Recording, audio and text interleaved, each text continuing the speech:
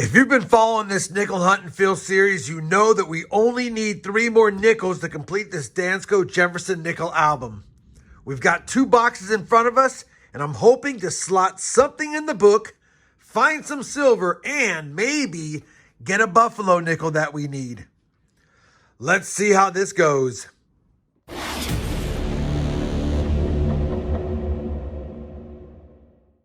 Hey everyone, it's RobFindsTreasure and welcome back to the channel.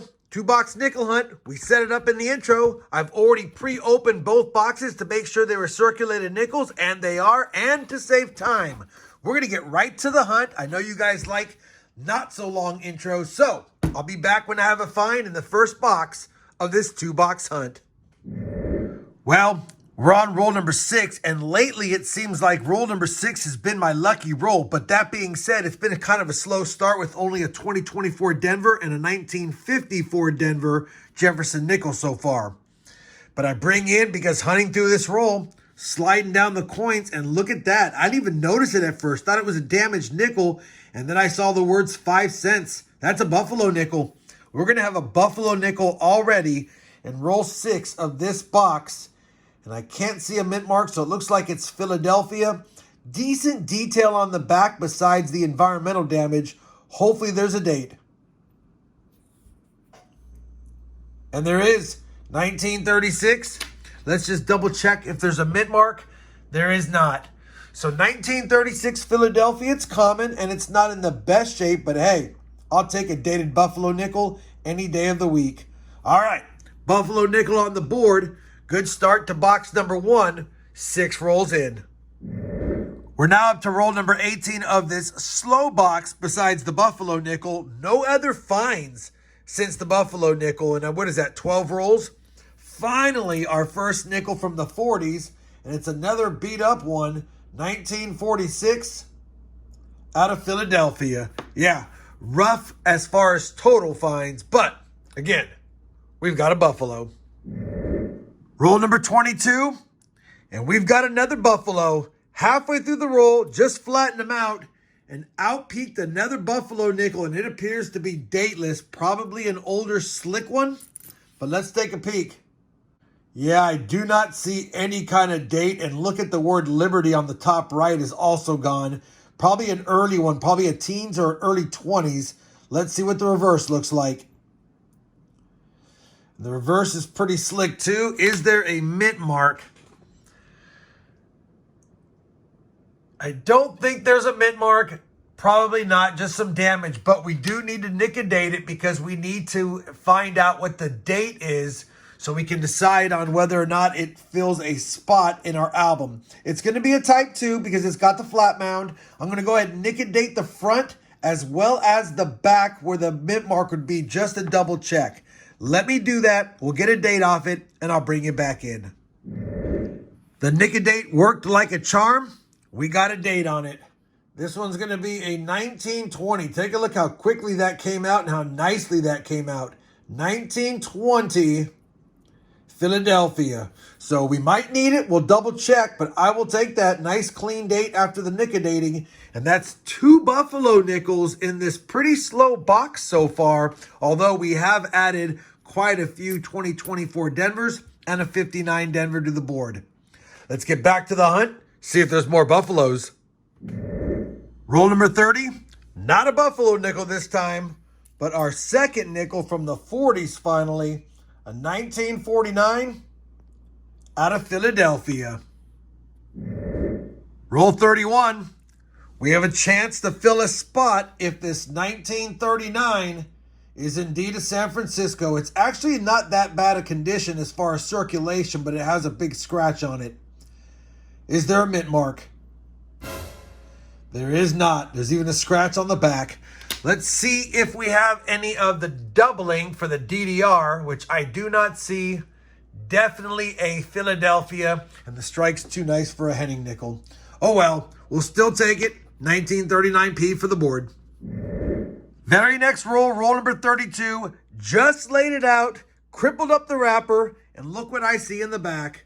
We've got a proof nickel. Have not seen one of these in a while.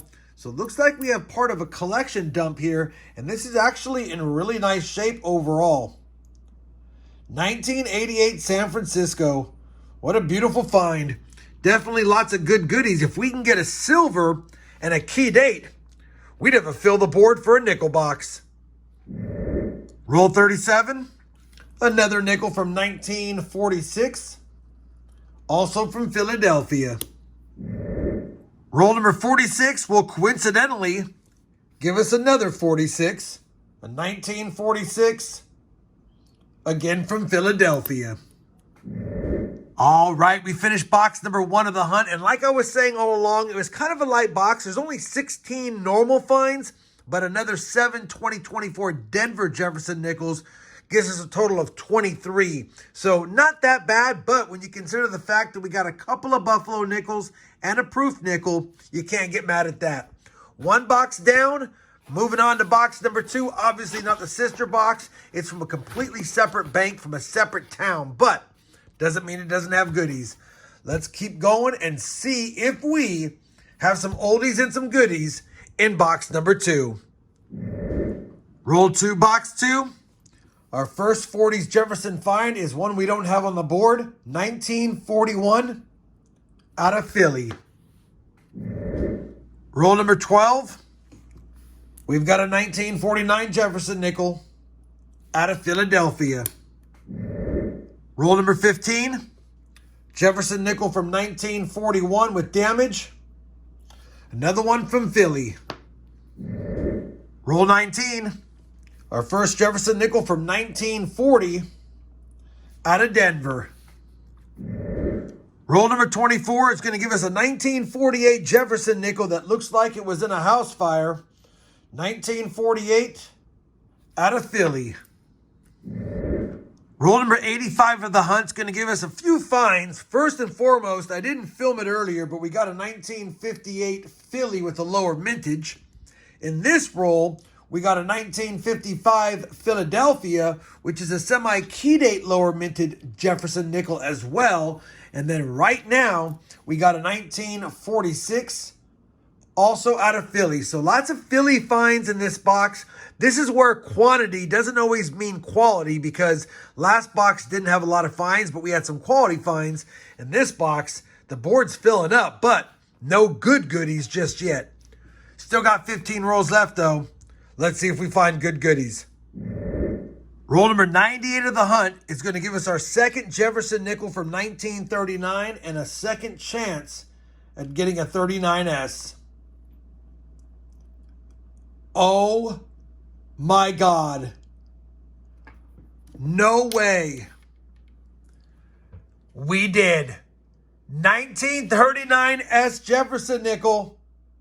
Unbelievable. 2 rolls left and we got one. I would have never have guessed that with this detail, this would have been a key date Jefferson nickel. Would have never have guessed it. Literally was filming it as if expecting as normal to flip it over and look for the DDR. But look at this. 1939S. It's not the prettiest, but it's a slot filler, and it couldn't have come at a more timely spot. Only 2 rolls left. We will take that. We have a hole filler in the Nickel Hunt and Fill series after getting a hole filler in the pennies yesterday. Let me finish up this box. If I have another find, I'll bring it back.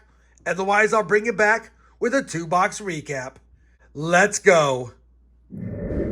Roll number 100 is not going to let us go without a few more finds. We've got a couple right here. A 1940 out of Philly and a few coins behind it. We've got a 1946 out of Denver. All right. Now let me finish up the roll and bring it back for the recap. All right. We have finished that 2-box nickel hunt, and what a way to end on a high note. Box number 2 had a lot of finds. We have 61 total finds on the board, which means we got 38 finds in the second box, most of which were common, but it gave us the 39S. We had one other 39, and down here are all the best finds. 16 2024 Denver Jefferson nickels. That means we had 9 in box 2 because we had 7 from the first box. We also got that proof nickel, the 1988S. 2 lower mintage nickels, a 52 Denver and a 1958 Philly. 2 Buffalo nickels from box 1, a Nic-A-Dated 1920p and a 1936p. We also had a semi-key date Jefferson nickel, the 1955 Philly, and of course, like I've mentioned, a 1939S Jefferson nickel, a key date nickel, one of the 3 we needed for the album. Let me do this. Let me compare all the finds to the albums, including the Buffalo album, and I'll bring you guys back with a look at the books, as well as some final thoughts on this 2-box nickel hunt. All right, we have finished comparing the finds from today's hunt to both albums, and we actually have a slot filler for both. First and foremost, the 36p we found today is not nicer than the one we had, so that will not be an upgrader, but we did need the 1920 Philly, and although it's Nic-A-Dated, it's definitely a spot filler in this album for now. So, now after a total of 49 boxes searched in 2025, we have found 26 Buffalo nickels, 16 of which have gone in the album. Can't get mad at that. On top of that, wanted to say it for you guys, we have slotted one of the 3 nickels we needed in the Jefferson nickel album, and now we just need the 42S, which is a lower minted silver nickel, but we can find it, and the tough one, the 50D. I wonder if for the 4th straight series in a row, it'll all come down to the 50D again, or will we find that before we find the silver nickel we need? We'll have to see. That being said, now that we are only 98 boxes into the series, only 2 Jefferson nickels remain after slotting the 39S. So we have a real shot at finding those last 2 nickels before the 167th box, which is our record of completing a series, and it happened in series 1. I want to say that I know we didn't get any silver and the silver jar will be upset, but we got a hole filler in both of the albums in this series, as well as that penny series from the last video. So we're on a little bit of a hot streak with finding nickels and pennies that we need for our albums. Hopefully that continues. Also, hopefully you guys enjoyed this 2-box nickel hunt. If you did, you know I certainly would appreciate that thumbs up. And as always, everyone, happy hunting and thanks for watching.